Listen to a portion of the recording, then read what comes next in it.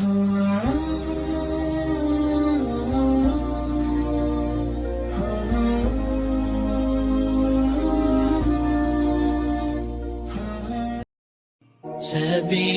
الدموع سبيل مريح، تنهدى يا صاحي كي تستريح.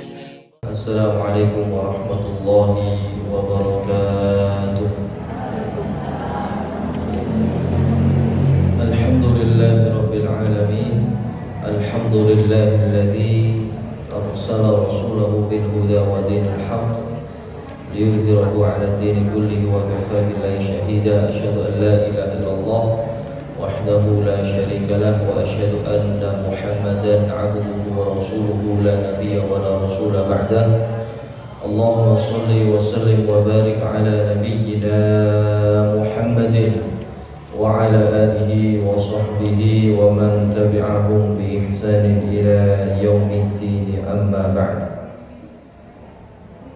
Ibu-ibu jamaah Majelis Taklim Assalam yang dirahmati dan diberkahi Allah, alhamdulillah, marilah kita memperbanyak rasa syukur kita kepada Allah Subhanahu wa taala, memperbanyak zikir kita kepada Allah Subhanahu wa taala, memperbanyak pujian kita kepada Allah Subhanahu wa taala, meniatkan hadirnya kita pada pagi hari ini salah satunya untuk lebih mendekatkan diri kita kepada Allah Subhanahu wa taala, meniatkan hadirnya kita di tempat ini salah satunya untuk mensyukuri nikmat Allah Subhanahu wa taala. Mudah-mudahan dengan niatan ikhlas kita, mudah-mudahan dengan niatan kita mensyukuri nikmat sehat, nikmat kesempatan, nikmat waktu luang, Allah tambahkan nikmat-nikmatnya untuk kita semua, amin ya rabbal alamin. Salawat serta salam semoga selalu terlimpah curahkan kepada junjungan kita Nabiullah Muhammad sallallahu alaihi wasallam, uswatun hasanah kita, contoh yang terbaik, pribadi yang mulia, sosok yang kita harapkan. Mudah-mudahan Allah Subhanahu wa taala kumpulkan kita bersama beliau di surganya Allah, amin ya rabbal alamin.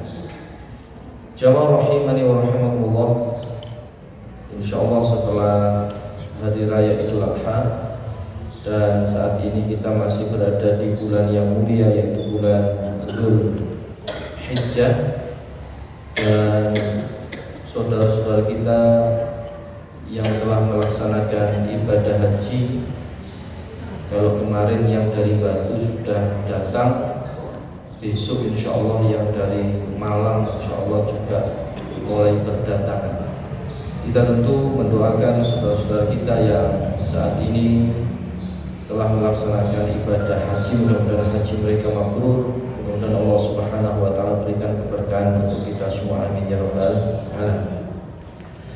Jamaah rahimani wa rahimakumullah, insyaallah pada pertemuan ini kita akan membahas salah satu dari kisah Nabi yang mulia, yaitu kisahnya Nabiullah Ibrahim alaihissalam. Nabi Ibrahim sang kekasih Allah Subhanahu wa taala. Jamaah rahimani wa rahimakumullah, kisah Nabiullah Ibrahim kalau kita perhatikan di bulan Dzul Hijjah khususnya ketika Idul Adha, lebih sering kita dengarkan kisahnya Nabiullah Ibrahim alaihissalam, yaitu ketika beliau mengorbankan anak. Ini kisah yang sangat-sangat luar biasa, yang menunjukkan bagaimana Nabiullah Ibrahim alaihissalam beliau sangat patuh dan taat kepada Allah Subhanahu wa taala.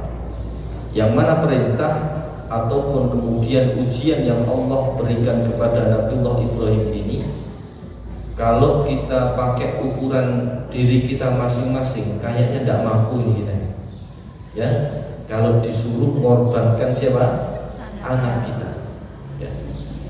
Tapi ternyata jamaah rahimani wa rahimakumullah, kisah ketaatan Nabiullah Ibrahim alaihissalam itu tidak hanya ketika peristiwa Nabiullah Ibrahim diminta untuk mengorbankan anaknya. Bahkan kisah ketaatan Nabiullah Ibrahim alaihissalam itu dimulai bahkan sebelum beliau diangkat menjadi nabi. Kisahnya kemudian beliau sangat-sangat punya ketaatan kepada Allah Subhanahu wa taala.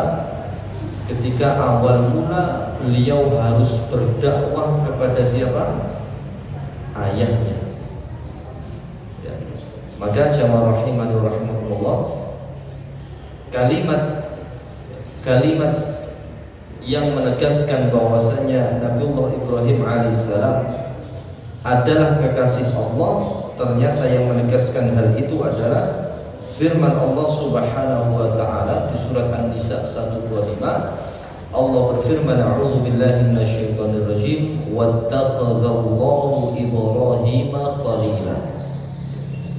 Yang artinya Allah menjadikan Nabi Ibrahim sebagai kekasih. Jadi ini langsung pilihan dari Allah Subhanahu wa ta'ala. Allah sendiri yang pilih, Allah yang menegaskan, Allah yang mengatakan Nabiullah Ibrahim ini dari sekian banyak Nabi Rasul yang diutus sama Allah, Nabi Ibrahim ini punya kedudukan yang sangat luar biasa di sisi Allah sampai kemudian disebut Khalilullah, kekasihnya Allah. Ya, artinya jamaah rahimani wa rahimakumullah, sebagaimana kita sebagai orang tua itu pasti ada kecondongan,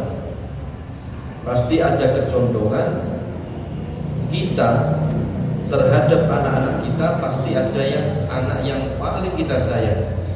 Ya, tentu kita sayang sama semuanya, tapi pasti ada salah satu yang kemudian kita pilih.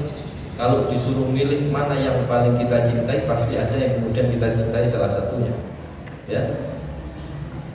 Kemudian jamaah rahimani wa rahimakumullah, kenapa Nabiullah Ibrahim alaihissalam itu terpilih menjadi Khalilullah atau kemudian kekasihnya Allah Subhanahu wa taala?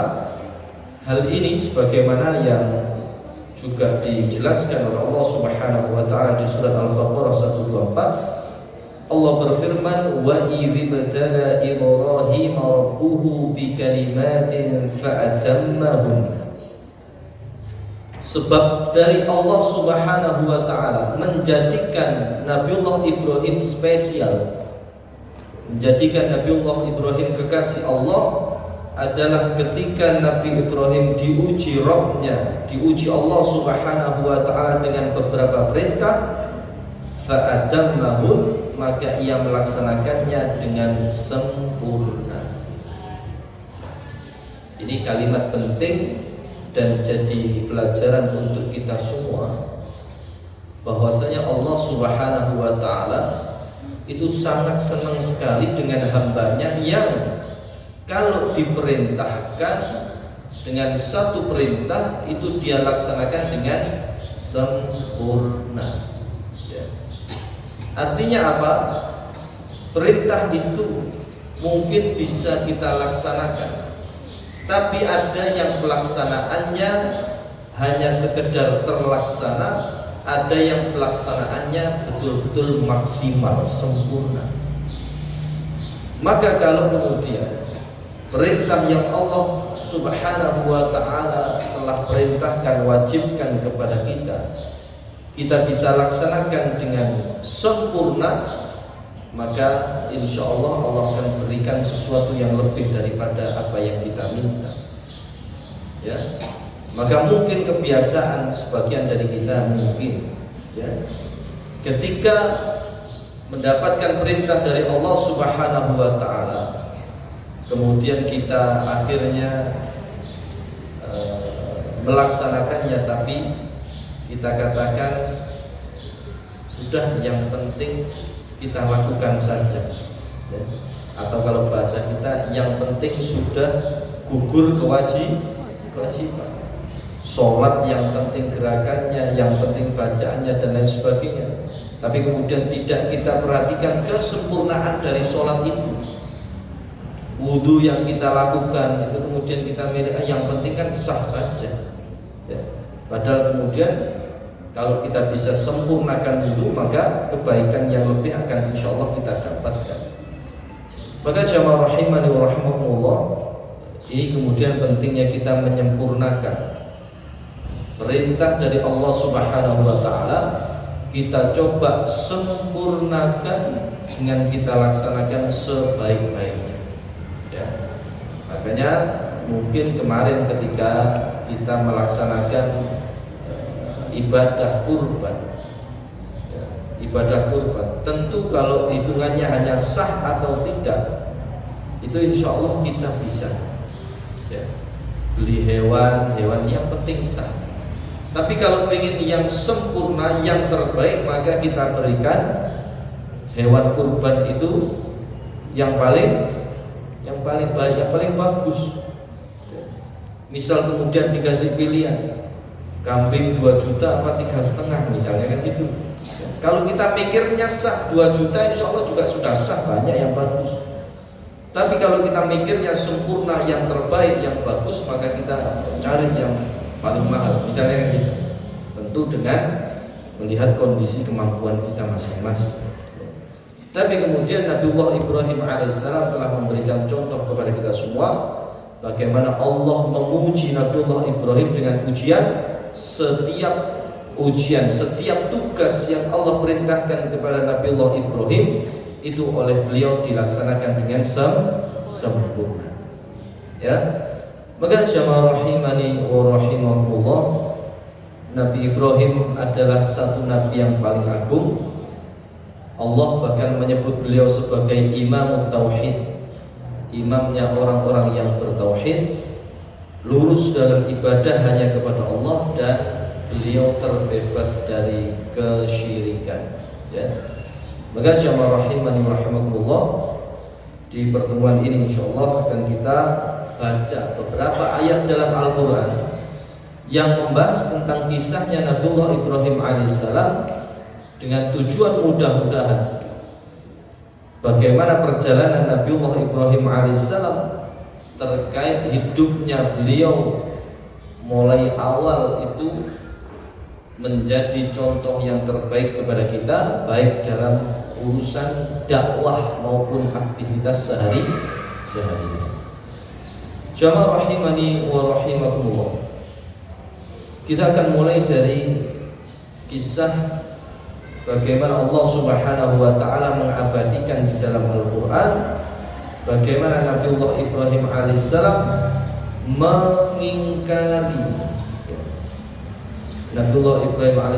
mengingkari kesesatan ayah dan kaumnya, ya. Jangan bisa bayangkan ada seorang anak yang dia dapati orang tuanya, apalagi ayahnya, itu tidak berada dalam ketaatan kepada Allah Subhanahu wa taala, ya. Kalau dalam kisahnya Nabiullah Ibrahim alaihissalam ini bahkan kalau boleh dikatakan, ya, bapaknya ini adalah orang yang membuat apa? Patung berhala. Coba ya, ya. Bukan lagi istilahnya kayak seorang muslim yang bermaksiat, bukan. Bahkan yang dia sembah adalah selain Allah Subhanahu wa ta'ala. Bahkan orang tuanya lah yang membuat patung sesembahan itu, ya. Artinya coba kita lihat, coba kita ukur tantangan yang dihadapi oleh Nabiullah Ibrahim alaihissalam. Bukan tantangan yang mudah, tapi dia harus berhadapan dengan siapa? Dengan ayahnya, ya. Maka menarik bagaimana Allah Subhanahu wa ta'ala di dalam Al-Quran menceritakan tentang kisahnya Nabiullah Ibrahim alaihissalam di surat Al-An'am ayat yang ke-74, dimulai dari ayat yang ke-74. Allah berfirman, a'udzubillahi minasyaitonir rajim, wa idz qala Ibrahim li abihi azara atattakhidhu asnaman alihah. Dan ingatlah wahai Muhammad, karena kisah dalam Al-Quran ini Allah ceritakan kepada siapa? Nabi Muhammad. Jadi Nabi Muhammad itu mendapatkan perintah, mendapatkan tuntunan. Beberapa tuntunan itu Nabi Muhammad dapatkan dalam bentuk kisah para nabi yang terdahulu, kisah para rasul, kisah orang-orang soleh yang terdahulu. Allah sampaikan kepada Nabiullah Muhammad sebagai pelajaran dan sebagai pedoman. Ya. Dan ingatlah wahai Muhammad, ketika Ibrahim berkata kepada bapaknya bernama siapa? Azar. Tapi untungnya tidak ada haknya di situ. Kalau ada haknya nama saya nanti saja. Meskipun anak saya juga saya namakan Ibrahim juga sama. Ya. Lihat kalimatnya Ibrahim alaihissalam kepada bapaknya, atattakhidhu asnaman alihah, pantaskah engkau wahai ayah menjadikan berhala-berhala sebagai sesembahan, sebagai Tuhan? Inni araka wa qaumaka fi dhalalin mubin, sesungguhnya aku melihatmu dan kaummu dalam kesesatan yang nyata. Kalimat apa yang menarik dalam ayat ini, ibu-ibu? Ada yang bisa ambil kalimat yang menarik di sini? Bagaimana pola komunikasi Ibrahim kepada bapaknya ketika mau mengingatkan? Ya, Ibrahim alaihissalam tidak langsung mengatakan, oh bapak sesat misalnya gitu, ya, bapak salah misalnya gitu. Ya, tapi yang dipakai oleh Nabiullah Ibrahim ketika mengingatkan ayahnya pada saat itu menggunakan kalimat pertanyaan. Kalimat pertanyaan yang dipakai. Tapi pertanyaannya bukan karena Ibrahim tidak tahu, tapi pengen ngajak ayahnya untuk berpikir. Kenapa? Karena ngomong sama orang yang posisinya lebih tinggi daripada kita itu butuh trik, butuh ilmu. Tidak sama dengan ketika kita ngomong dengan sesama kita. Ibu-ibu insya Allah sudah berpengalaman. Ngomong sama bapaknya itu gampang apa sulit? Ngomong sama suaminya gampang apa sulit? Gampang. Alhamdulillah kalau gampang ya. Kebanyakan ibu-ibu sulit ngomong sama bapak. Ya. Makanya kalimat yang digunakan oleh Ibrahim alaihissalam tidak langsung mengatakan, oh bapak salah, bapak musyrik, bapak sesat. Tidak. Kalimatnya diawali dengan cara ngajak ayahnya untuk berpikir. Kira-kira pantas enggak?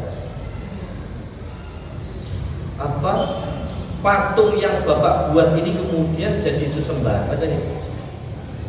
Dan kalimat ini bisa kita pakai ketika mengingatkan orang-orang terdekat kita, ya mungkin pasangan kita atau anak-anak kita. Ya, apalagi anak-anak kita yang umurnya itu mereka sudah bisa nalar. Apa bisa nalar? Mulai bisa berpikir, mulai bisa mempertimbangkan sesuatu. Contoh nih misalnya, ibu-ibu mungkin ada yang punya anak perempuan yang sudah balik, ya. Kemudian ketika keluar rumah dia pakai pakaian yang tidak menutup aurat. Ibu-ibu kalau ingatkan anaknya langsung, nak salah, ini. Itu kemungkinan penolakan akan menjadi opsi pertama yang akan dilakukan oleh anak-anak kita. Tapi kalau pertanyaan yang kita ajukan, nak kira-kira pantas enggak kamu keluar nih pakai pakaian ini? Ya, pantas enggak kalau kemudian ibu nih yang setiap hari majelis taklim, yang setiap hari kalau keluar rumah ini berusaha nutup aurat, terus anaknya itu tidak nutup aurat. Nah, kalimat-kalimat kayak gitu kita ngajak anak-anak untuk berpikir dengan harapan kedepannya nanti ketika dia mau melakukan sesuatu atau ngambil keputusan itu ada pikiran-pikiran pertanyaan yang muncul dalam diri dia. Oh, saya kalau seperti ini kira-kira nanti pantas enggak? Apa kemudian di keluarga saya kalau anaknya seperti ini kira-kira pantas enggak? Kan gitu. Ya.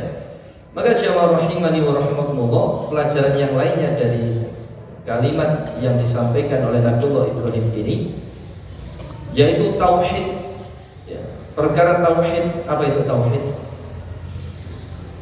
Mengesahkan Allah Subhanahu wa taala, mengesahkan Allah Subhanahu wa taala itu harus ditegakkan meskipun kepada keluarga sendiri. Ya. Dakwah itu pertama kali yang harus kita sampaikan kepada siapa? Keluarga sendiri. Dan tantangannya berat. Ya. Maka jamaah rahimani wa rahimakumullah, kita pasti ingat dengan firman Allah Subhanahu wa taala yang menjelaskan kepada kita bahwa tugas kita kepada keluarga kita itu menjaga mereka semua agar tidak masuk ke dalam neraka. Allah berfirman, "Qu anfusakum wa ahlikum nar." Jaga diri kalian. Ya, jaga diri kalian dan keluarga kalian. Ini penting. Ya. Jadi tidak usah jauh-jauh dulu keluar. Ya. Kita coba perhatikan kepada diri kita dan keluarga kita. Kita fokus di situ. Jangan sampai kemudian melupakan diri kita sendiri, melupakan keluarga kita, kemudian kita fokus sama orang lah. Gimana saya caranya ngasih tahu tetangga saya, ngasih tahu saudara saya, ngasih tahu teman saya, tapi kemudian keluarga sendiri dilupakan. Apalagi kalau urusannya urusan tauhid, urusan yang menjadi sebab apakah orang ini nanti masuk ke dalam surga ataukah tidak. Kemudian yang kedua, pelajaran dari komunikasi Nabiullah Ibrahim kepada ayahnya itu beliau tidak takut menyampaikan kebenaran. Ya, tidak takut menyampaikan kebenaran. Maka kalau kita dapati mungkin ada anak-anak kita yang kalau bahasa kita mengingatkan kita, ya, apalagi mengingatkan kita dalam urusan yang baik, ya.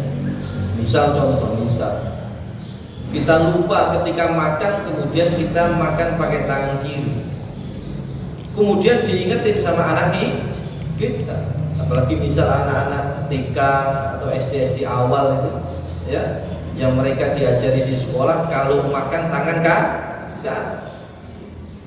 Beberapa kemudian ada cerita bagaimana anak ini kemudian mengingatkan orang tua, "Lu katanya bu guru di sekolah kalau makan tangan kan? Kalau makan tidak boleh sambil berdiri." Ya. Ketika kita dapati anak-anak kita berani menyampaikan itu kepada kita, dan tentu yang disampaikan adalah sebuah kebenaran, maka kita harus bersyukur itu. Oh, berarti anak saya ini peka nih. Anak saya perhatian. Anak saya tidak pengen lihat saya itu kemudian mendapatkan dosa. Ya, maka itu harus disyukuri. Jangan sampai kemudian cilik keminter misalnya gitu. Jangan dibunuh keberanian anak-anak kita ketika keberanian itu dalam kebenaran. Kemudian yang ketiga tentu ini menegaskan terkait kesyirikan. Ya. Asyirku, syirik itu menduakan Allah Subhanahu wa ta'ala. Maka Syirik itu kata para ulama ada syirik besar, ada syirik kecil. Syirik besar bisa mengeluarkan seseorang dari agama Allah Subhanahu wa taala. Ya. Bagaimana bisa mengeluarkan dari agama Allah Subhanahu wa taala? Tentu ketika dia menyembah kepada selain Allah Subhanahu wa taala. Salah satunya seperti itu dan banyak contoh-contoh yang lainnya. Bagaimana jamaah rahimani wa rahimakumullah, inilah kemudian bagaimana pola komunikasi Ibrahim alaihissalam kepada ayahnya ketika beliau menolak kesyirikan yang dilakukan ayah dan kaumnya. Ya. Kemudian dilanjutkan ayatnya, wa kadzalika nuri Ibrahim malakutas samawati wal ard wa liyakuna minal muqinin. Demikianlah kami perlihatkan kepada Ibrahim tanda-tanda keagungan kami, keagungan Allah yang terdapat di langit dan bumi. Ya. Kami perlihatkan, Allah perlihatkan agar dia termasuk orang yang yakin. Ya. Kisahnya bagaimana ketika malam telah gelap, Ibrahim alaihissalam melihat sebuah bintang, kemudian dia mengatakan, qala hadza rabbi. Oh, ini kayaknya Tuhanku. Ini pencarian Ibrahim alaihissalam terhadap Tuhan. Ya. Ibrahim tidak percaya bahwasanya masa patung yang dibikin manusia ini kemudian disembah. Ya. Kemudian oleh Allah Subhanahu wa taala diberikan isyarat. Apa isyaratnya? Ketika malam tiba, diperlihatkan bintang. Hada qala hada rabbi, ini Tuhanku. Falamma afala, tapi ketika bintang itu hilang, qala la uhibbul afilin. Saya tidak suka dengan sesuatu yang tenggelam, sesuatu yang hilang. Ya. Maka logika berfikirnya Ibrahim alaihissalam itu sudah mulai diajarkan oleh Allah Subhanahu wa taala dengan peristiwa-peristiwa langit itu. Ya. Kemudian di ayat yang selanjutnya ke-77, falamma ra'al qamara bazighan qala hadza rabbi. Ketika melihat bulan itu terbit, dia mengatakan hadza rabbi. Oh, ini Tuhanku kayaknya. Falamma afala, tapi ketika bulan itu terbenam, Ibrahim mengatakan, qala la illam yahdini rabbi la akunanna minal qaumil dhalin. Ya, sesungguhnya jika Tuhanku tidak memberi petunjuk kepadaku, pastilah aku termasuk orang yang sesat. Ya, jadi diajak mikir sama Allah Subhanahu wa taala, dikasih. Ya, ada bintang tiba-tiba hilang. Sempat percaya sama bintang tapi kemudian tidak percaya lagi. Kemudian muncul apa bulan. Bulan muncul kemudian hilang lagi. Falamma ra'a asy-syamsa bazighatan qala hadza rabbi hadza akbar. Kemudian tatkala Ibrahim melihat matahari terbit, dia mengatakan inilah Tuhanku, ini yang lebih besar. Ya, logikanya memang lebih besar daripada yang sebelumnya. Ya, bulan lebih besar daripada bintang, matahari lebih besar daripada bulan. Ya. Falamma afalat, tapi ketika matahari itu terbenam, apa yang dikatakan Ibrahim? Qala ya qaumi inni bari'um mimma tusyrikun. Wahai kaumku, sesungguhnya aku berlepas diri dari apa yang kamu persekutukan. Artinya Nabiullah Ibrahim alaihissalam sudah diajak berpikir sama Allah. Ternyata sesuatu yang tampak dari mata kita, dari bintang bisa hilang, dari bulan bisa hilang, dari matahari bisa hilang, itu kemudian mengajarkan Nabi Ibrahim berarti ada sosok lain yang seharusnya itu menjadi sesembahan kita. Ya, maka jamaah rahimani wa rahimakumullah, Nabiullah Ibrahim alaihissalam mencari kebenaran dengan penuh keikhlasan. Ya, jadi Nabiullah Ibrahim alaihissalam berserah diri kepada Allah Subhanahu wa taala.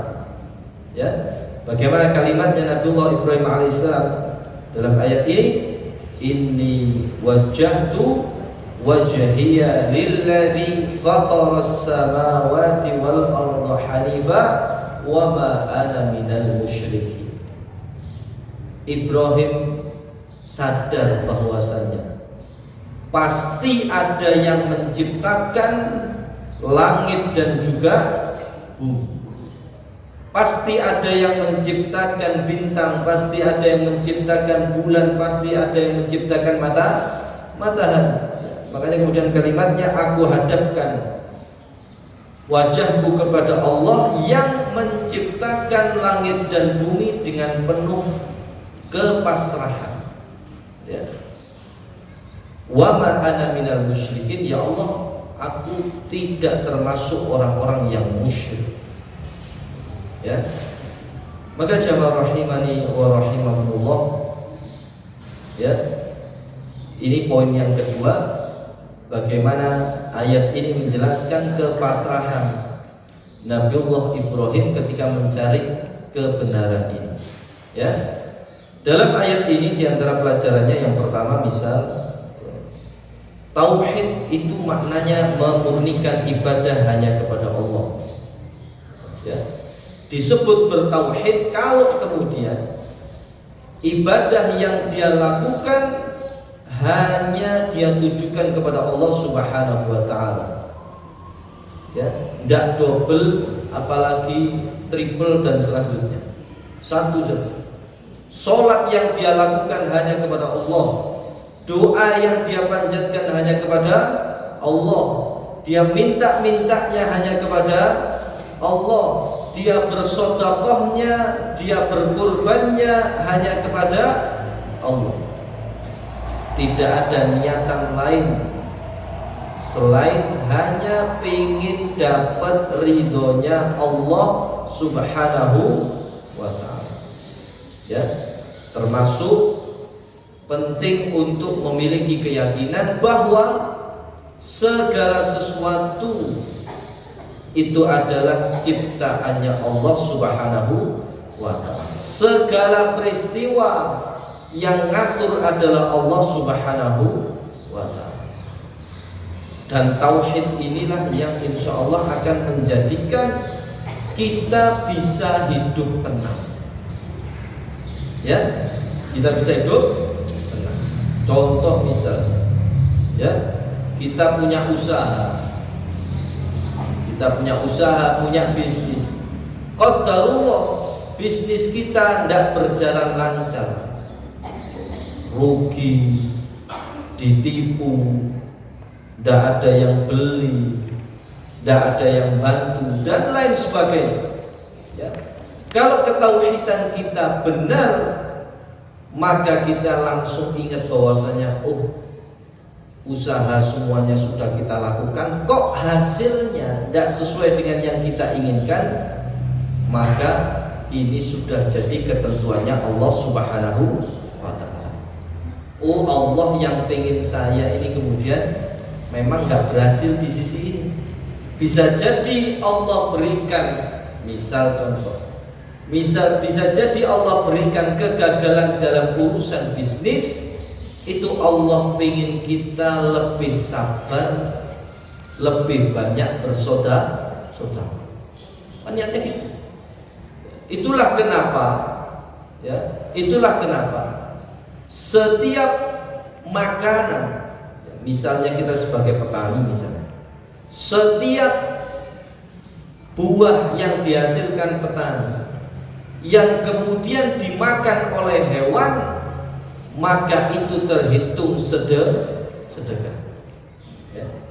Maka orang-orang yang misalnya para petani, ya, yang diuji oleh Allah Subhanahu wa ta'ala, salah satu ujiannya misal gagal panen, misalnya ketika dia tahu bahwasanya di agama kita setiap hasil tanaman, buah-buahan yang ternyata akhirnya gagal, misalnya diserang hama, ya, dimakan hewan dan lain sebagainya, di agama kita semuanya itu terhitung menjadi sedekah petani, maka insya Allah dengan hal itu dia tidak akan bingung atau kemudian mencari-cari atau kemudian menyalahkan takdir, bahkan sampai menyalahkan Allah Subhanahu wa Ta'ala. Ya. Maka hidup kita akan tenang dengan tauhid ini. Ya. Hidup kita akan ringan. Kenapa? Karena segala sesuatu yang kita lewati itu, ya, kita yakini itu sudah diatur sama Allah. Sama Allah diatur. Ya, makanya misalnya kalau di Al-Quran, ya, kalau di Al-Quran ada kisahnya Nabiullah Khidir, ya, Nabi Khidir sama Nabi Musa, ya. Kenapa kisahnya itu? Ada yang tahu? Kisah diantaranya kan banyak tuh kisahnya, peristiwa-peristiwa. Salah satunya adalah ketika membunuh anak, ya, membunuh anak. Pelajarannya apa? Apa dikatakan?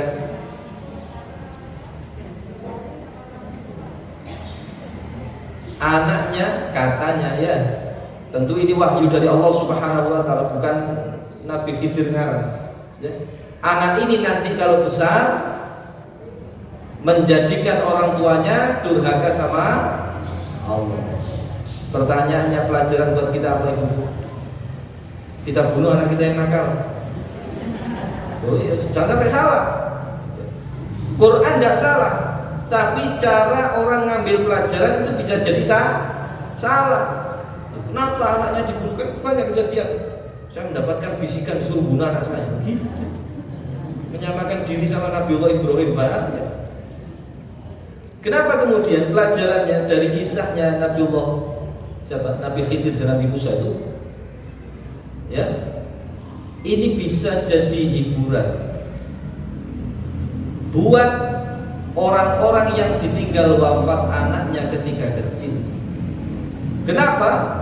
Bisa jadi peristiwa yang kita lihat tidak menyenangkan untuk kita, itu ternyata kebaikan untuk kita. Bisa jadi Allah wafatkan anak kita ketika kecil karena Allah tahu nanti kalau dia besar kita tidak bisa handle. Ya, husnudzonnya harusnya gitu. Husnudzon sama Allah Subhanahu wa Ta'ala. Biar gak nyalahkan Allah. Nyalahkan Allah, ya Allah, saya padahal sholat 5 waktu gak putus, sholat duha, sholat tahajud, puasa Senin Kamis dan lainnya sebagainya, saya taat, saya sedekah banyak. Tapi kok kemudian saya diuji sama anak meninggal. Maka kalau dalam kondisi seperti itu, ingat kisahnya tadi itu. Bisa jadi Allah wafatkan terlebih dahulu karena boleh jadi kalau dia besar dia bikin masalah, kalau dia besar kemudian kita tidak mampu untuk ngurusi itu, ya. Maka dengan, mohon maaf, dengan diwafatkan dalam kondisi masih kecil, itu anaknya selamat masuk surga dengan harapan orang tuanya juga akhirnya masuk surga, kan gitu. Dengan tahu kisah, dengan faham tauhid, dengan kemudian kita berhusnudzon kepada Allah, maka insya Allah hidup kita akan tenang, ya. Maka syawal rahimani wa rahimakumullah, pelajaran yang lainnya, seorang muslim harus berlepas diri dari segala bentuk kesyirikan, ya. Kemudian yang ketiga, Ibrahim adalah teladan dalam ikhlas dan istiqomah, ya. Istiqomah, ya. Karena lagi-lagi kita tidak tahu akhir hayat kita akan seperti apa. Maka pentingnya istiqomah, pentingnya jaga semangat baik dalam ibadah yang sifatnya seperti sholat, puasa, zakat, termasuk kemudian hadir di majelis taklim. Itu penting untuk menjaga keistiqomahan kita. Karena kalau kita jarang atau kemudian bahkan tidak pernah ke majelis taklim, jangan bisa bayangkan kalau kita nggak pernah ke majelis taklim, Kira-kira kita sibuk ngapain itu? Sibuk ngapain? Scroll HP. Scroll HP. Dan kita tidak bisa milah. Bisa aja dengan tolong saya dikasih informasi-informasi yang benar saja, tidak bisa. Semuanya masuk, tidak bisa difilter. Gambar apapun, video apapun bisa muncul. Kalau zaman dulu ada lembaga sensor film, lembaga sensor TV, itu masih ada yang nyensor. Sekarang tidak ada. HP siapa yang bisa nyensor? Tidak ada. Tidak ada. Ya, makanya kemudian zaman sekarang lebih ganas daripada zaman dulu. Ya, zaman kita, zaman dulu TV itu mesti ada. Oh, ini bimbingan orang tua. Ini ada dulu di pojok, ya. Bimbingan orang tua. Itu kemudian bagaimana caranya negara ngatur yang tontonan ini sesuai dengan siapa yang nonton, kebanyakan seperti itu. Tapi sekarang tidak bisa, ya. Maka panjenengan kalau memutuskan memberikan anak panjenengan HP, jenengan bertaruh, ya, jenengan bertaruh dengan sesuatu yang tidak bisa panjenengan kendalikan, kecuali kalau panjenengan dampingi setiap kali anaknya pegang HP. Boleh HP-an tapi sama ibu lihat juga, tapi harus standby. Kira-kira kuat apa enggak gitu. Dan itu tidak bisa ngurangi. Tiba-tiba terus masuk scroll keluar yang seperti apa, seperti itu. Ya. Maka kalau kita tidak kuat sebagai orang tua, ya, akhirnya daya tarik kita kalah dengan daya tarik HP. HP lebih menarik daripada orang tua. Jangan bisa bayangkan, mereka lebih mudah untuk curhat sama orang lain daripada sama orang tua. Ya. Aib yang seharusnya ditutup malah diumbar, dan ini kemudian berbahaya. Ya, maka penting untuk jaga istiqomah kita dalam menuntut ilmu. Kemudian jamaah rahimani wa rahimakumullah, ternyata dakwah, ngajak kebaikan itu tidak selalu berjalan sesuai dengan apa yang kita inginkan. Buktinya apa? Buktinya ternyata kaumnya Nabiullah Ibrahim alaihissalam membantah ajakan Ibrahim alaihissalam untuk menyembah Allah Subhanahu wa ta'ala. Wahajahu qaumuh, dan kaumnya Nabi Ibrahim ini membantahnya. Ya, qala atuhajuni fillahi wa qad hadan. Dia berkata, apakah kamu hendak membantah Allah padahal sesungguhnya Allah telah memberi petunjuk kepadamu. Ya, jamaah rahimani wa rahimakumullah, kisah Nabiullah Ibrahim alaihissalam itu menjadi pelajaran bagi kita. Salah satunya, tidak semua ajakan kebaikan itu akan berbalas jawaban yang baik. Kita ngajak orang lain untuk berbuat baik, itu tidak mesti ajakan kita akan diterima. Nasihat sebaik apapun, baik itu dari Quran maupun dari hadis Nabi, bisa jadi tidak diterima. Padahal ini yang ngajak siapa? Nabiullah Ibrahim. Yang ngajak ini tingkatannya Nabi. Itu saja nggak diterima. Maka kalau kemudian kita memaksakan nasihat atau ajakan kita kepada orang lain, kemudian nasihat atau ajakan kita tidak diterima, maka jangan kecewa. Tidak semua orang mudah menerima nasihat, dan tidak semua nasihat bisa dengan mudah sampaikan. Ya. Maka ketika nasihat kita belum diterima, ya, koreksi yang pertama kali adalah kembali kepada kita lagi. Koreksi kembali kepada kita. Ya. Apakah ternyata yang membawakan nasihat itu masih butuh perbaikan? Bisa jadi. Ya. Ibarat makanan itu. Ya. Ibarat makanan. Minuman yang paling enak minuman yang paling enak. Es teler. Mesti senangnya es teler. Apalah minuman yang paling enak itu. Tapi kemudian disajikan di wadah yang kotor, kira-kira bisa dinikmati apa enggak? Tidak. Padahal aslinya bagus. Ya. Es teler yang ada di wadah ini siap kita ambil, kita taruh di wadah yang kotor, kita kasih ke orang lain. Bisa nggak nikmati? Nggak bisa. Maka butuh hati yang ikhlas untuk nasihati orang lain. Kalau tujuan kita nasihati untuk nyalahkan orang lain, jangan kecewa kalau orang lain tidak mau menerima nasihat, karena hati kita masih kotor. Niatan untuk nasihati, niatannya untuk merendahkan, menjelekkan dan lain sebagainya. Itu yang pertama. Bisa juga nasihat kita kurang diterima oleh orang lain karena cara kita nyampaikan itu. Cara kita nyampaikan, lagi-lagi masalah makanan. Ya, makanan paling enak kamu. Makanan paling enak nih apa? Rujak, apalah makanan apa? Terserah, makanan jajan, roti, bebas.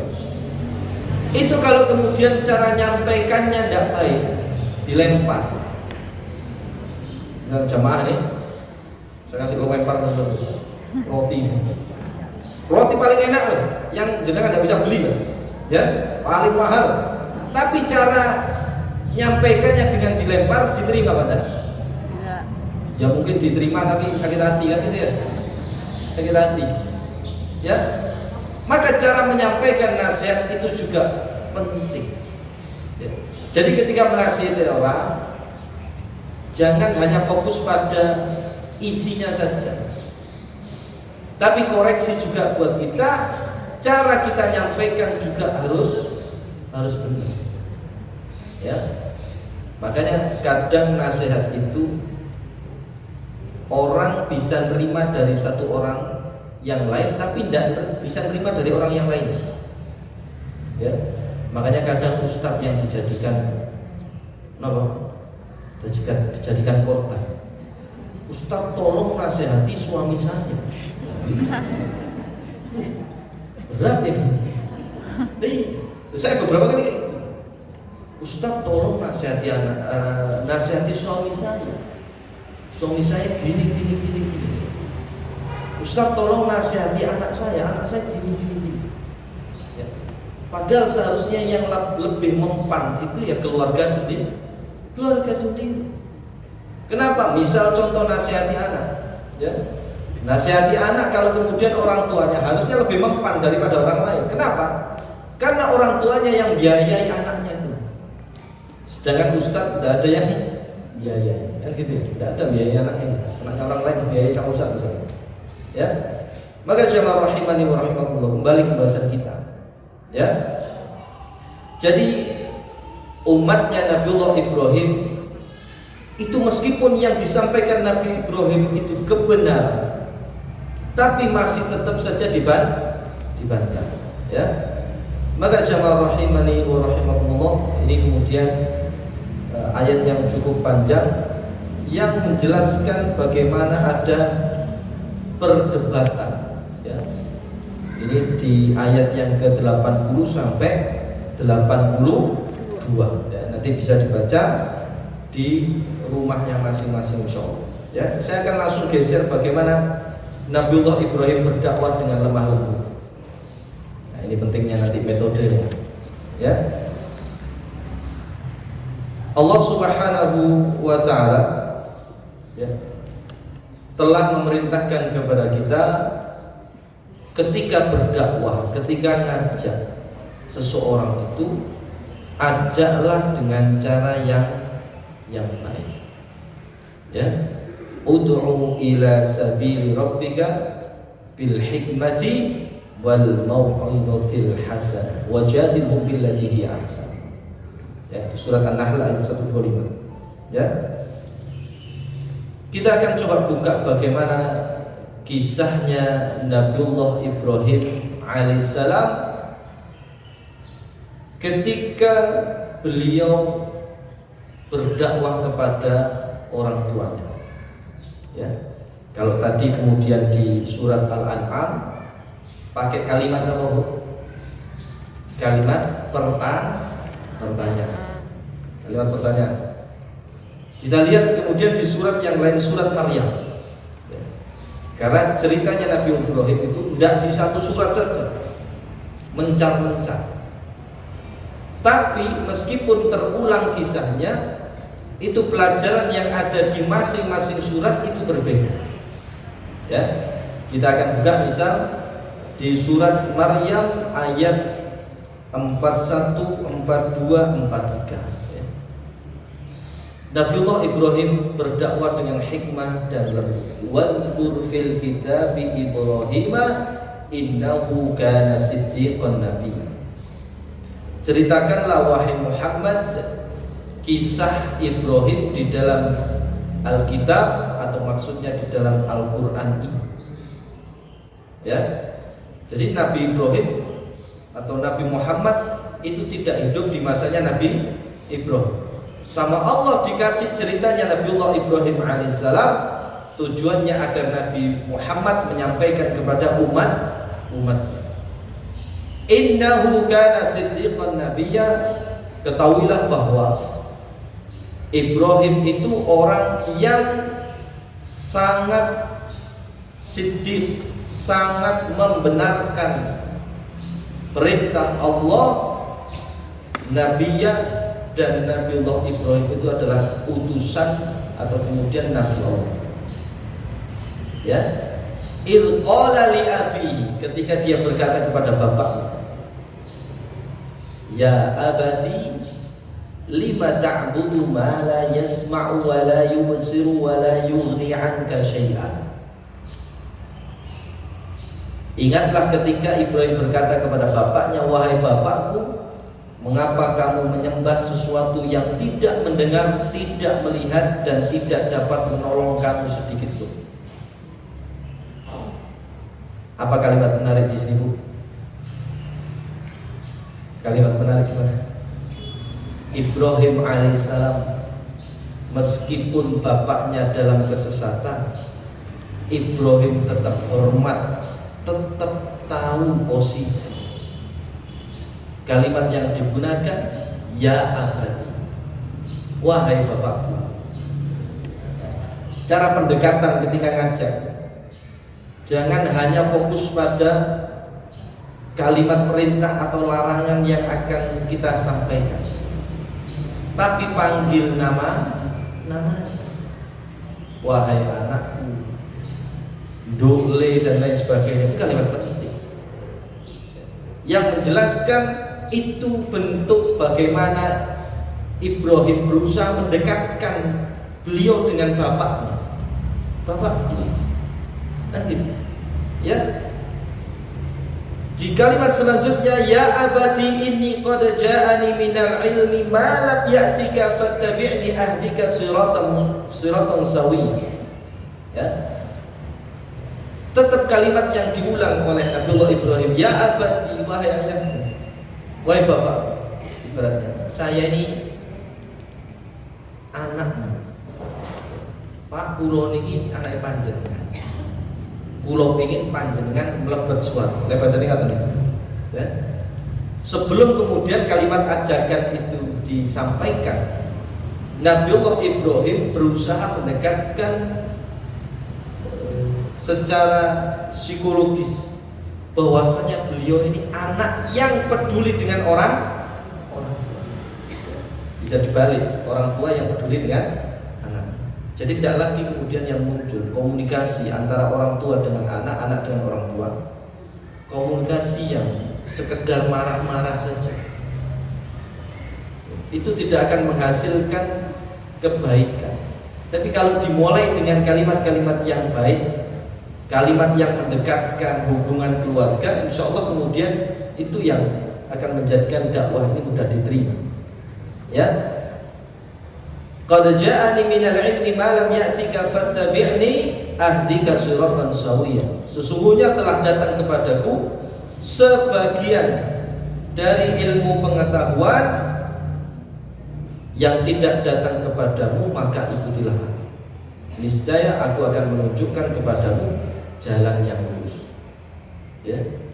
Jadi di sini kita di samping belajar tentang ceritanya Nabi Ibrahim, kita belajar pola komunikasinya. Komunikasi anak kepada orang tua dengan harapan kalau kita masih punya orang tua, komunikasi kita bisa baik. Atau kemudian komunikasi kita dengan anak-anak kita, komunikasi kita bisa lebih baik lagi dengan anak-anak kita. Ya. Ya abadi, bahkan sampai di ayat yang ke-45. Diulang lagi. La ta'budi syaitan inna syaitana kana lirrahmani 'asiyya. Wahai bapakku, jangan kamu menyembah setan. Ya. Karena yang jadi fokus Nabiullah Ibrahim terkait bapaknya itu adalah kesyirikan yang dilakukan bapaknya dengan membuat patung dan menyembah. Ya. Ya abati inni akhafu an yamassaka 'adzabun minar rahman fatakuna lisyaitani waliya. Wahai bapakku, aku khawatir kamu nanti ditimpa azab dari Tuhan yang Maha Pemurah, maka kamu menjadi kawan bagi setan. Ya. Jadi anak-anak kita yang kata Nabi SAW, kullu mauludin yuladu 'alal fitrah. Setiap anak yang lahir itu pasti lahir dalam keadaan fitrah, suci, Islam, hanif, bersih, tidak nakal. Ya. Itu kemudian harus kita jaga. Allah telah takdirkan anak-anak kita lahir dari rahim kita. Itu insya Allah anak-anak yang baik. Dan Nabi ingatkan fa'abawahu, tapi orang tuanya lah yang menjadikan yuhawidanihi, anak ini kemudian jadikan Yahudi, au yunassiranihi au yumajjisanihi, dijadikan Nasrani atau kemudian dijadikan Majusi. Yang berpengaruh siapa? Orang tua. Orang tua. Ini kalimat yang tidak akan saya sampaikan ke anak-anak. Kenapa? Keliru nanti nangkapnya anak. Oh, saya nakal gara-gara orang tua saya. Oh iya. Makanya saya senang kalau kemudian ngaji itu dipisah. Ngaji buat orang tua, ngaji buat anak-anak kisah. Karena kalimat yang akan kami sampaikan tentu berbeda. Kalimat ini saya sampaikan kepada orang tua dengan harapan orang tua sadar. Kalau ada kesalahan dari anak-anak kita, koreksi dulu kita. Wong Allah ciptakan pertama anak-anak kita itu baik. Lo usah gara-gara temennya misalnya. Lo kita kan jadi orang tua kan bisa ngecek.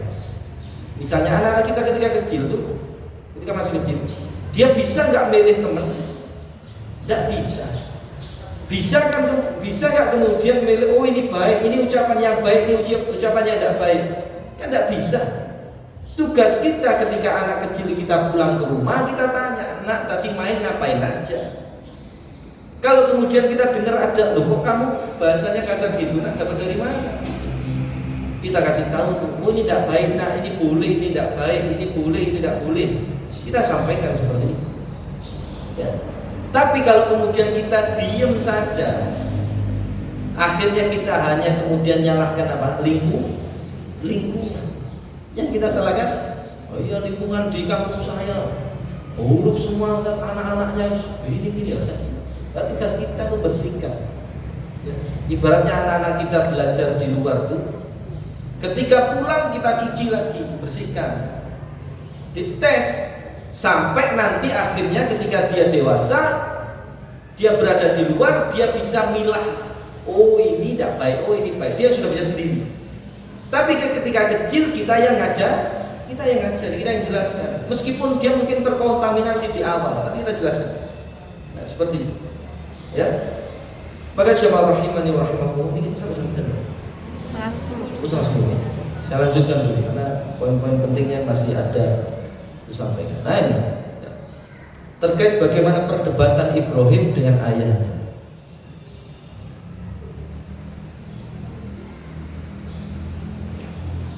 Kalimat keren.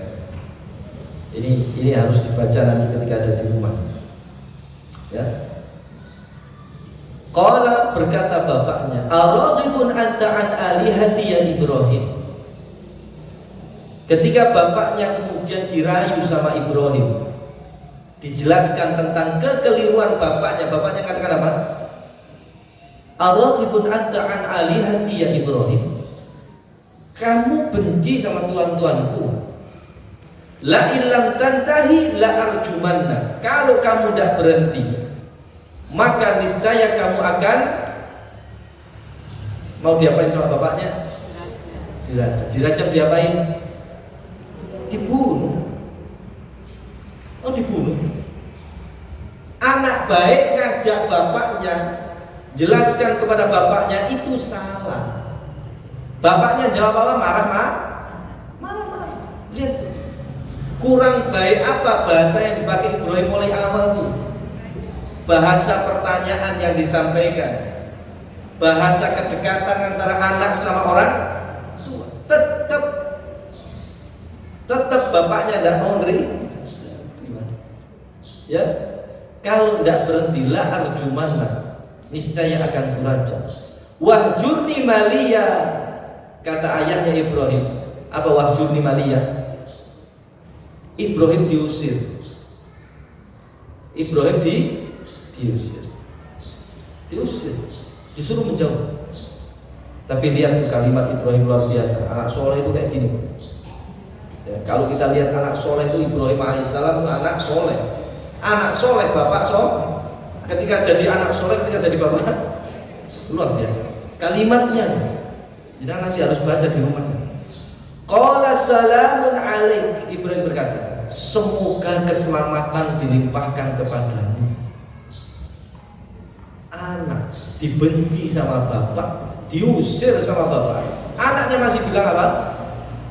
Salamun alaik. Muga-muga selamat panjenengan Pak. Kurang keren gimana misalnya Nabiullah Ibrahim ini, anak soleh, disakitin sama bapaknya, diusir sama bapaknya, tidak mengumpat. Beliau tahu posisinya, ini anak, ini bapak, tetap anak. Kemudian doakan yang terbaik buat bapak. Salamun alaih. Dan bahkan istilahnya, dosa yang dilakukan oleh orang tuanya ini dosa besar. Bukan dosa-dosa yang kecil yang remeh, dosa besar. Syirik itu kan dosa besar syirik itu. Tapi tetap anak posisinya anak. Dia tidak boleh kemudian meskipun orang tuanya musyrik kemudian jelek-jelekkan orang tuanya dan lain sebagainya. Salamun alaik, mudah-mudahan engkau selamat wahai bapak. Sa'astaghfiru laka rabbi innahu kana bi hafiya. Kata Ibrahim kepada bapaknya, aku akan memintakan ampun bagimu kepada Tuhan selagi orang tua masih hidup, meskipun belum dapat hidayah. Anak boleh doakan. Apalagi ini posisinya orang tuanya marah-marah, anaknya diusir. Anaknya tetap salamun alaika, muga-muga selamat, tak dongakno muga-muga diampuni dosane panjenengan kali Allah. Bahasa kita seperti itu. Ya. Wa'tazilukum wa ma tad'una min dunillahi wa ad'u rabbi asa alla akuna bi du'ai rabbi syaqiya. Tapi prinsip sama Nabiullah Ibrahim tetap pegang. Apa prinsipnya? Karena Nabiullah Ibrahim diusir sama bapaknya, Nabiullah Ibrahim mengatakan, dan aku akan menjauhkan diri darimu. Ya, karena memang diusir. Ya. Kalau diusir ya sudah, ya minggir sudah. Tapi tetap kalimat dari Nabiullah Ibrahim. Ya. Dan dari apa? Menjauh dari apa yang kamu seru selain Allah. Jadi tetap dikaitkan. Wahai bapakku, engkau mengusirku, iya, saya akan menjauh sebagaimana saya juga menjauh selama ini dari sesembahan yang kau sembah. Ya, jadi tetap. Ya. Wa ad'u rabbi, dan aku akan berdoa kepada Tuhanku, asa alla akuna bidu'ai rabbi syaqiya, mudah-mudahan aku tidak akan kecewa dengan berdoa kepada Tuhan. Ingat ya, Nabiullah Ibrahim alaihissalam, beliau orang yang sangat-sangat husnudzon sama Allah. Kalau jenengan cari orang yang paling besar husnudzonnya sama Allah, salah satunya Nabiullah Ibrahim alaihissalam. Nabiullah Ibrahim alaihissalam yakin kalau berdoa kepada Allah, semua perkara yang telah ditentukan oleh Allah tidak akan mengecewakan Nabiullah Ibrahim. Entah itu ibaratnya doa kita dikabulkan sesuai dengan keinginan kita, atau sama Allah ternyata diganti yang lain. Ya, lagi-lagi kita belajar dari Nabiullah Ibrahim alaihissalam. Kita mungkin berdoa minta sesuatu sama Allah. Biasanya ibu-ibu minta apa nih? Biasanya ibu-ibu minta apa? Minta anak soleh-solehah kan? Minta doa setiap hari, doa minta anak soleh-solehah. Qadarullah, ternyata Allah takdirkan anak-anak kita jauh dari apa yang kita inginkan. Ya, maka jangan sampai apa yang kemudian tidak sesuai dengan doa kita itu kemudian menjadikan kita suudzon sama Allah. Loh, padahal saya sudah doa, bolak-balik saya doakan anak saya, Ustaz, bolak-balik saya doakan, tapi kok tetap gini-gini aja. Maka kalau kita husnudzon sama Allah, selagi kita sudah upayakan, usahakan maksimal, maka segala ketentuan Allah itulah yang terbaik untuk kita. Kenapa? Karena bisa jadi, mohon maaf, orang kan kemudian diuji, entah dengan sesuatu yang dia anggap baik atau dengan sesuatu yang dia anggap buruk.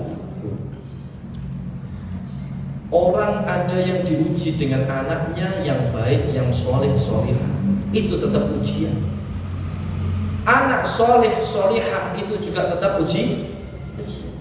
Apa ujiannya? Apakah dia bisa bersyukur atau malah sombong? Sebagaimana harta, jangan dikira terus orang yang banyak harta itu kemudian bukan ujian. Ketika sama Allah dititipi harta banyak, dia berani nggak sedekah besar. Di sisi lain banyak yang hartanya nggak terlalu besar, tapi dia bisa berani sedekah dengan nilai yang besar. Sebagian orang kemudian mampu sabar ketika diuji anak yang mungkin, kalau bahasa kita, kurang soleh, kurang solihah, sabar. Ya. Tapi bisa jadi ada yang anaknya soleh, solihah, tapi malah dia kesombongan, itulah yang akhirnya menjadikan Allah murka. Maka segala hal yang kita hadapi di dunia ini semuanya ujian. Suami soleh ujian, suami nggak soleh ujian, sama. Itulah yang menjadikan Asia, siapa itu Asia? istrinya Fir'aun masuk surga. Dia tahu takdir Allah menentukan dia bersuamikan Fir'aun, tapi dia fokus pada takdir yang telah Allah tentukan. Dia sabar dengan itu. Selagi prinsip dia untuk bertauhid pada Allah tidak sampai berubah, sampai kemudian dia disiksa dan lain sebagainya, tapi itulah yang menjadikan Asia itu kemudian dimasukkan surga oleh Allah Subhanahu wa ta'ala. Jadi jangan sampai kemudian dijadikan alasan, suami saya gini saya tidak bisa gini. Yang mungkin kalau kemudian itu kemudian jadi ujian kita, yang dengan itu kemudian Allah berikan pahala atas kesabaran kita. Ya. Kemudian jamaah rahimani wa rahimakumullah. Ini mungkin yang terakhir yang insyaallah ini kisah yang sama-sama kita hafalkan semua. Ya. Bagaimana kisahnya Nabiullah Ibrahim menghancurkan berhala. Ya. Jamaah rahimani wa rahimakumullah. Nabiullah Ibrahim menghancurkan berhala. Ini kemudian saya letakkan di poin yang keempat.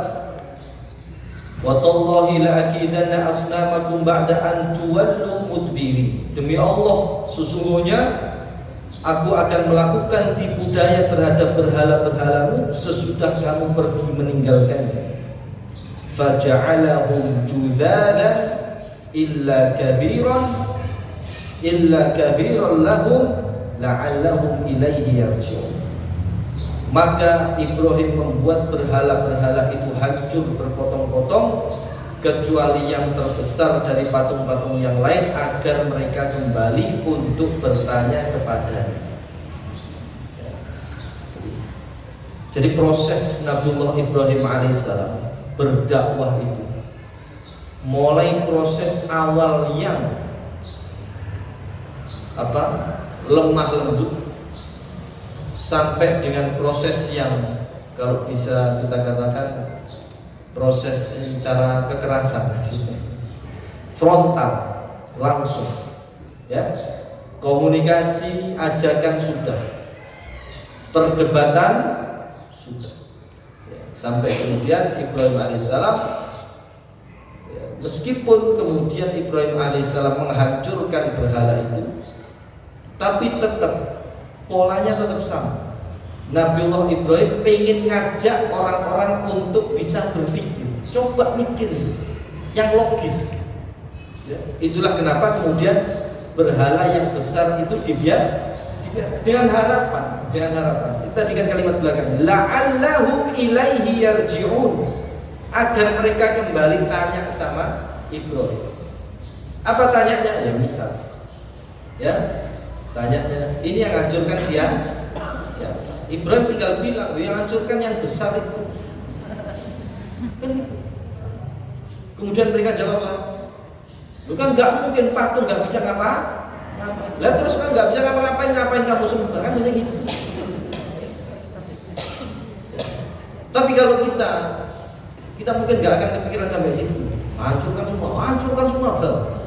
Akhirnya gue kira untuk dakwah.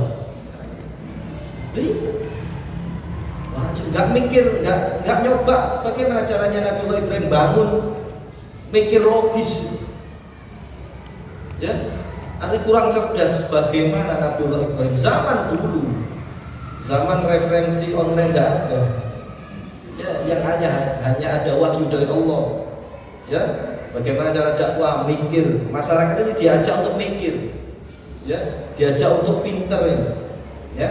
Dengan cara salah satunya yaitu kisah bagaimana berhala itu kemudian dihancurkan, tentu berhala yang kecil kemudian disisakan yang besar. Tujuannya apa? Biar mikir.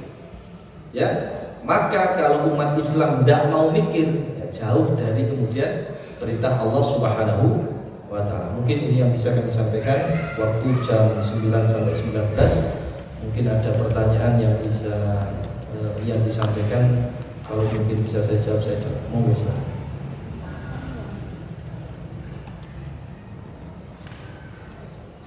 Kalau tidak ada pertanyaan, alhamdulillah. Oh, ada pertanyaan? Monggo. Ada yang dari depan, ada yang dari belakang. Assalamualaikum warahmatullahi wabarakatuh. Oh, belakang. Tadi Ustadz yang dicontohkan kebanyakan untuk mengingatkan kepada keluarganya dari atau untuk menuju ketauhidan.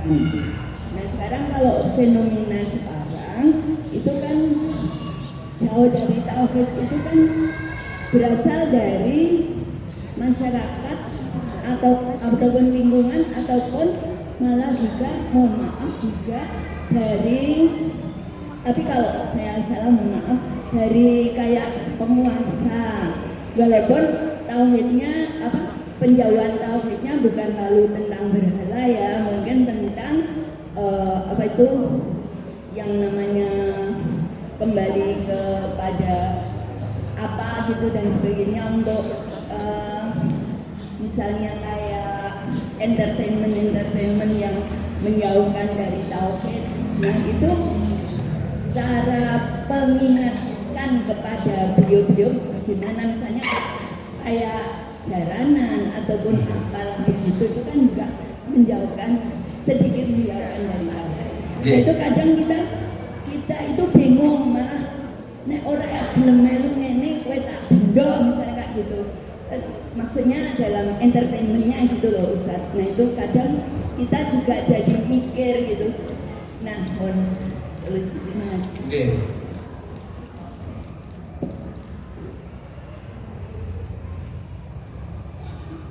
Ada lagi? Satu saja. Depan ada.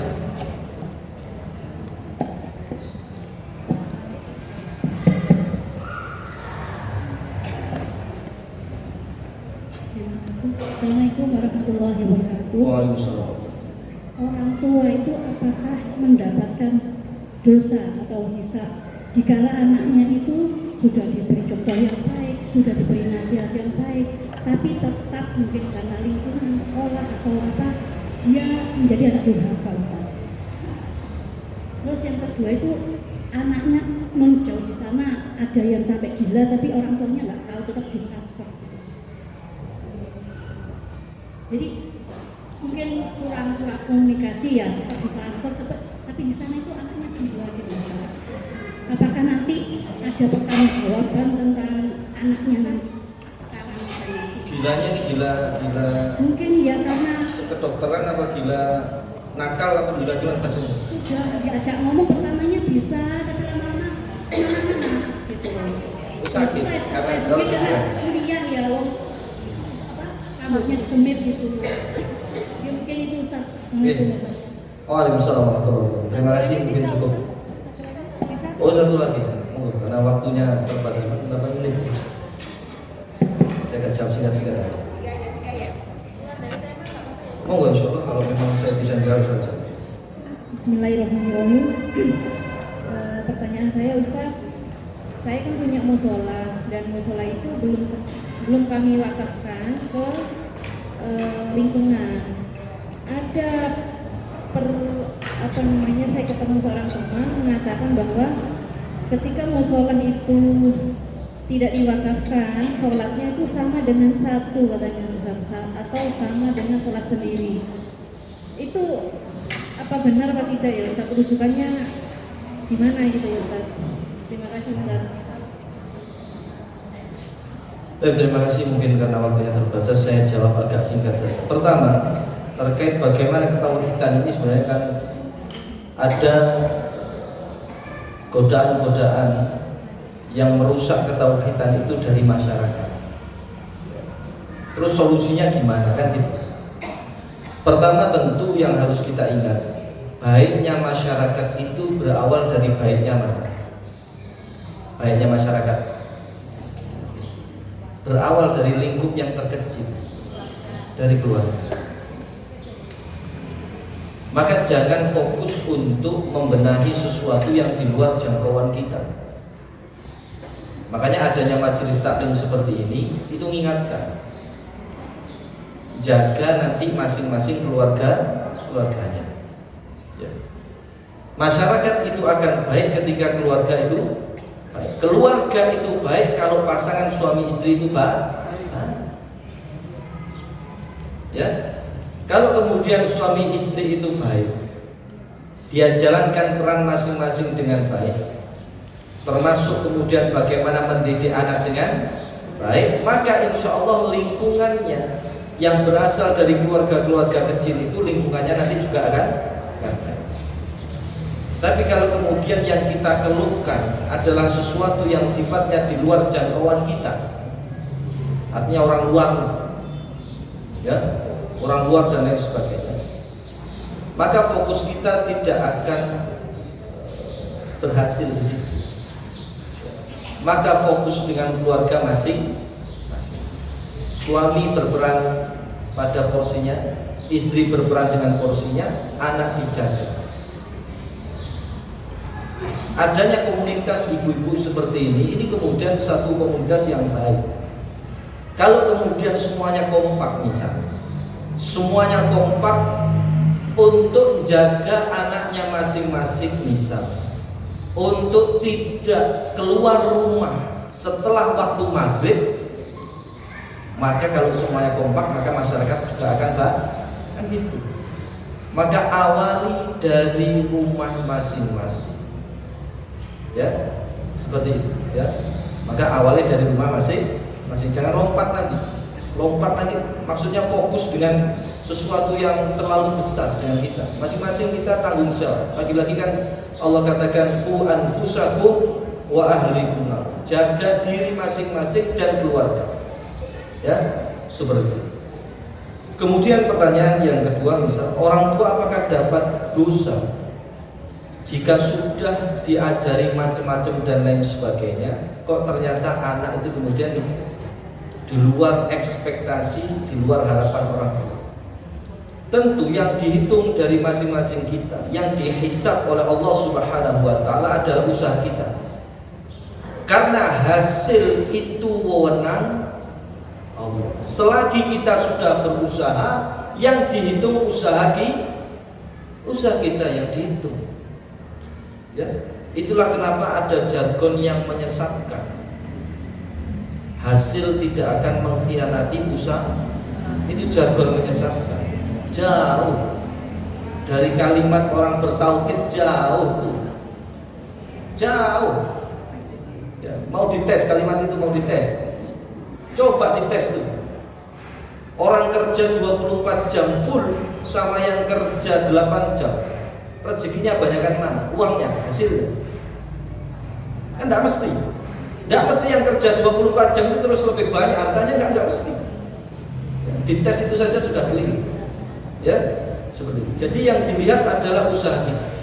Yang penting kita sudah usaha, kita sudah kasih pendidikan yang baik, kita sudah contohkan yang baik, kita sudah nasihati dengan baik. Ya, maka yang dijadikan contoh siapa? Nabiullah Nuh alaihissalam. Artinya jangan sampai salah ambil kesimpulan dari kisahnya Nabi Nuh. Apa kesimpulannya? Anaknya Nabi Nuh sesat, anak pulau sesat. Itu keliru. Dilihat usahanya Nabi Nuh, habis-habisan beliau dakwah untuk anaknya, tapi ternyata hasilnya nggak sesuai keinginan. Ya, tapi kalau kemudian kisahnya Nabi Nuh dipakai untuk nyerah, ini yang keliru. Jangankan saya, Nabi Nuh aja anaknya sesat kan gitu. Nah, ini kemudian kesimpulan yang salah. Ya, kemudian terkait anak stres dan lain sebagainya. Ya, tentu komunikasi termasuk doa itu penting buat anak-anak kita. Ya, kalau urusan uang saja banyak yang bisa ngasih uang, tapi ajak ngobrol. Nah, ada kesulitan apa? Di mana sulitnya? Kalau kamu bisa menyelesaikan itu, punya solusi, alhamdulillah. Tapi kalau tidak punya solusi, ngobrol sama ibu, ngobrol sama bapak. Kalau memang sudah mentok, ya sudah. Kemudian istilahnya itu sesuatu yang mati-matian harus dibela, atau kemudian bisa cari yang lain, kan gitu. Apalagi kalau urusan dunia, urusan kerja dan lain sebagainya, mati-matian urus itu. Ya, tujuan kita di dunia ini ngapain? Bisa selamat di dunia dan akhirat gitu. Jangan terlalu fokuskan dengan sesuatu yang akhirnya kita tinggal. 100 tahun yang akan datang, jamaah yang ada di sini akan berganti. Akan ganti. Pengurus majelis ta'lim as-salam nanti akan ganti 100 tahun. Siapa yang kuat 100 tahun yang akan datang tetap di sini? Tidak ada. Tidak perlu dibelani jabatan sebagai apa, itu tidak perlu dibelani. Nanti ganti. Ya. Yang kemudian akan didapatkan oleh pengurus majelis taklim dan lain sebagainya, keikhlasan mereka. Ikhlas nanti diganjar besar sama Allah. Tapi kalau hanya gontok-gontokan rebutan jabatan, itu tidak ada betapa apa. Seperti itu. Ya. Kemudian yang terakhir, bagaimana terkait musola yang belum wakaf? Tentu mewakafkan sesuatu di jalan Allah itu adalah satu kebaikan. Ya. Kalau terkait pahala, wallahu taala alam, saya belum tahu. Tapi kalau kemudian sudah diwakafkan, maka itu terhitung masjid atau kemudian musola, ya, yang kemudian ada keutamaan sendiri ketika melaksanakan sholat di masjid atau di rumahnya Allah Subhanahu wa Ta'ala. Karena kemudian kalau tidak atau kemudian belum diwakafkan, maka bisa jadi itu terhitung sholat seperti di rumah karena masih ada pemiliknya. Sedangkan ketika wakaf di jalan Allah, itu pemiliknya siapa? Allah. Pemiliknya Allah. Sedangkan kalau yang belum diwakafkan bisa jadi nanti dijual oleh seseorang dan lain sebagainya. Wallahu taala a'lam bishawab. Memang kalau untuk tempat-tempat ibadah, saran kami memang yang lebih utamanya, lebih afdolnya diwakafkan. Tentu dengan pertimbangan kepada siapa mewakafkan itu. Jangan sampai kemudian asal mewakafkan, ternyata setelah diwakafkan tempatnya nggak jadi apa-apa, ya. Jadi itu yang harus jadi pertimbangan buat kita semua. Tentu harapannya kan kita mendapatkan pahala dari apa yang kita wakafkan, maka perlu untuk tetap teliti terkait kepada siapa dan untuk apa kemudian kita mewakafkan. Pertimbangkan yang benar. Itu insya Allah yang bisa kami sampaikan. Ada kurang dan lebihnya kami mohon maaf. Kita tutup pertemuan ini dengan sejenak berdoa kepada Allah Subhanahu wa Ta'ala. Mudah-mudahan Allah Subhanahu wa Ta'ala ampuni dosa-dosa kita, amin ya rabbal alamin. Alhamdulillahirabbil alamin, hamdan syakirin, hamdan na'imin, hamdan yuwafi ni'amahu wa yukafi'u mazidah. Ya rabbana lakal hamdu kama yanbaghi li jalali wajhikal karim wa 'azimi sultanik. Rabbana zalamna anfusana wa in lam taghfir lana wa tarhamna lanakunanna minal khasirin. Rabbana la tu'akhidhna in nasina aw akhtana. Rabbana wa la tahmil 'alaina isran kama hamaltahu 'ala alladhina min qablina. ربنا اغفر لنا ولإخواننا الذين سبقونا بالإيمان ولا تجعل في قلوبنا غلا للذين آمنوا ربنا إنك رؤوف رحيم ربنا هب لنا من أزواجنا وذرياتنا قرة أعين واجعلنا للمتقين إماما ربنا آتنا في الدنيا حسنة ربنا آتنا في الدنيا حسنة وفي الآخرة حسنة وفي الآخرة حسنة وقنا عذاب النار سبحان ربك رب العزة عما يصفون وسلام على المرسلين والحمد لله رب العالمين. Demikian ada kurang dan lebihnya kami mohon maaf. Wallahu ta'ala a'lam bishawab. Nasrun minallahi wa fathun qarib wa basyiril mu'minin. Wassalamualaikum warahmatullahi wabarakatuh. الله ربي والإسلام ديني ومحمدا رسول الله.